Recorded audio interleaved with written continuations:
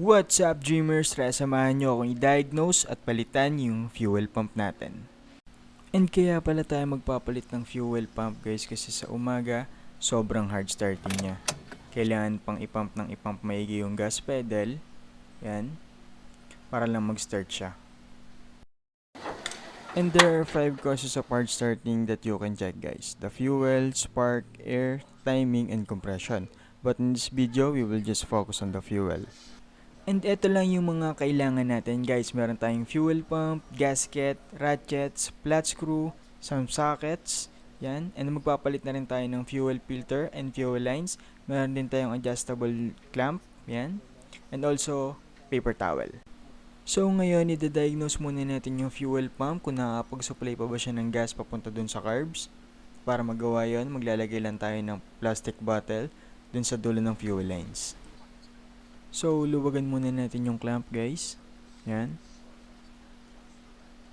Luwagan natin maigi. Then, slide lang natin siya. And, tanggalin na natin.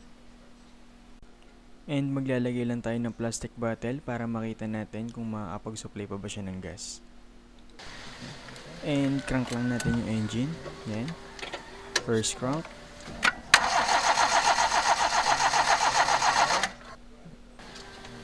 Then, second. And last crank guys.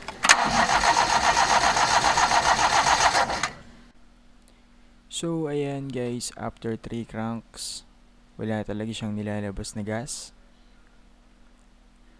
So, tanggalin natin. Yan. Kahit isang patak guys, wala man lang lumabas na gas.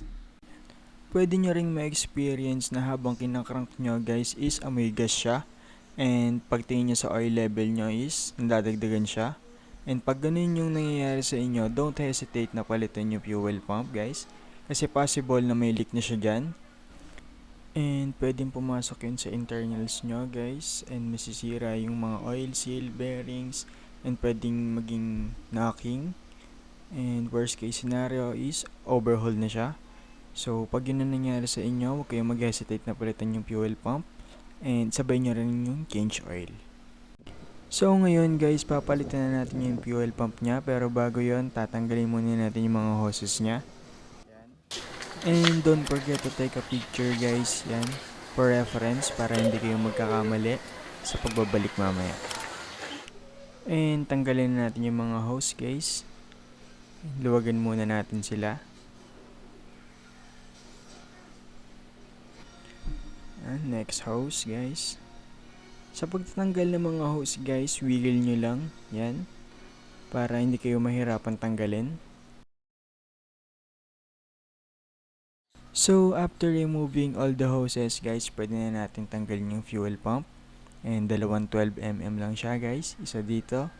Yan. And isa dito. And luwagan na natin yung mga nuts niya guys. Yan.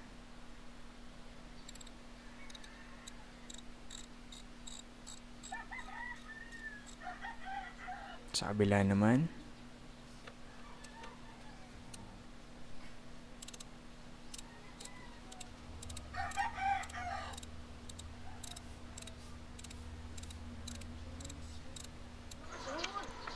Yan, and luwagan lang natin parehas guys.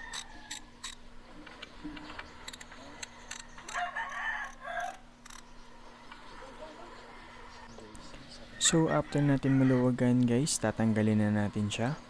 Yan. That's one.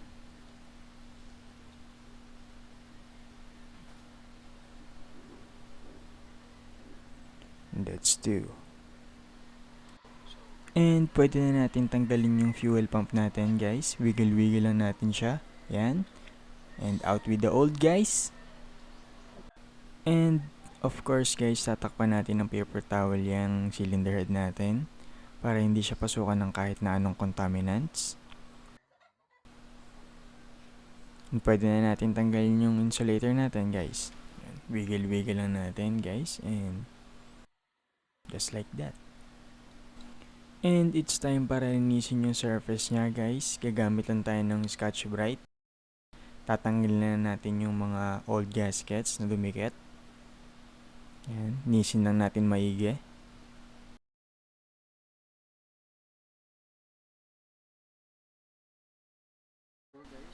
And out with the old guys, and in with the new. So, of course, compare natin sila guys. Dapat pares na pares sila. Compare natin maigi guys. And tara, kabit na natin siya. So, tanggalin muna natin yung paper towel guys. Ayan. And sa paglalagay pala ng gasket guys, may pattern siya. Isang palapad and isang pa-curve. Yung pa-curve dito guys, para hindi kayo magkakamali. So, lagay na natin siya. Dahan-dahan lang guys, para hindi masira yung gasket. Ayan. Next is yung insulator. Ayan, ganun din siya guys. May isang pa-curve and isang may pa-flat. Dahan-dahan lang guys. And last is gasket ulit. And pwede na natin ilagay yung fuel pump natin guys. Yan.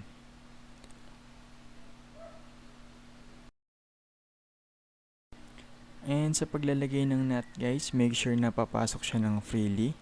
Dapat smooth siya papasok. Yan. And sa kabila naman. Yan. Dapat di kayo gagamit ng force guys. Dapat yan, ganyan lang. And yan. Pitan lang natin siya gamit ang kamay. Yan.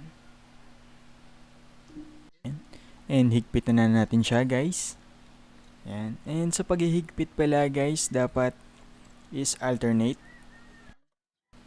Huwag nyo munang ihigpitan maigi. Yan. Dapat alternate siya para flat sa surface niya. Para even yung pagka-flat niya sa surface. Kabilaan dapat lagi guys. Next naman is tatanggalin na natin yung fuel filter guys. Yan, luwagan lang natin.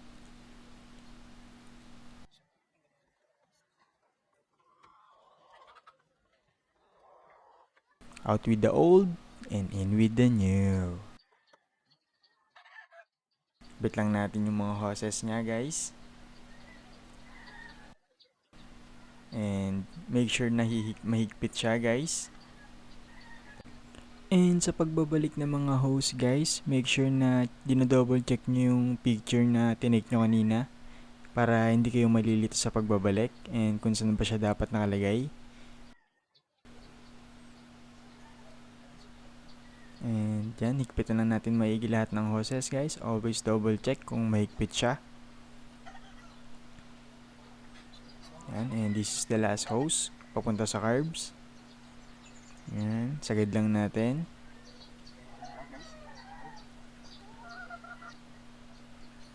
Again guys, dapat mahigpit siya. Always double check. And babalik ko na rin yung air filter ko guys. So after natin makabit lahat ng hoses guys, yan, make sure na tama yung connections niya. Yan, and di muna natin siya kanabit sa carbs kasi itatry muna ulit natin siya.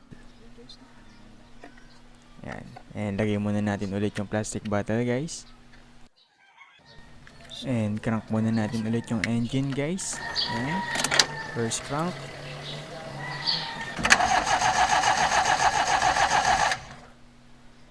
Second crank guys.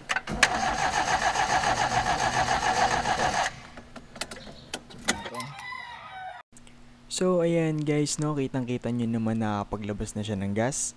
Meaning tama lahat ng ginawa natin. So ngayon, babalik na natin siya sa carbs. And ganito pala kadami yung nilabas niya na gas guys. Yan, sa loob lamang ng 2 cranks. So naikabit na natin yung fuel lines guys, papunta sa carbs. Yan, so tara, start na natin siya. Okay.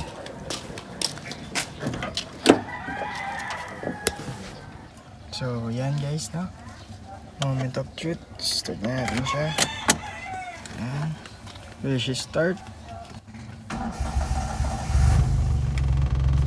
And start na siya guys. Yan.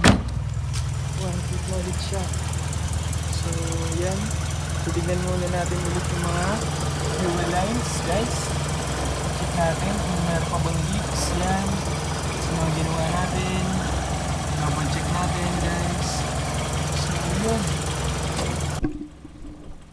So, ganun lang ang dali magpalit ng fuel pump, guys. And if you have any suggestion, please comment down below. And if you like this video, please subscribe and give it a thumbs up. And always remember, guys, chase those dreams. Peace!